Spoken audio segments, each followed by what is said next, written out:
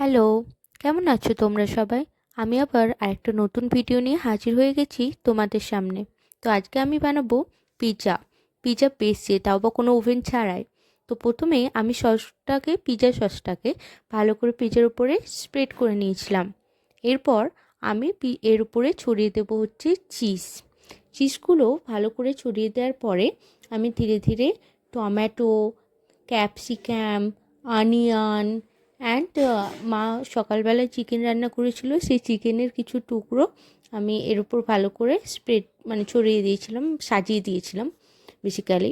সাজানোর পরে তারপরে আমি তার উপরে আবার চিজ ছড়িয়ে দিয়েছিলাম।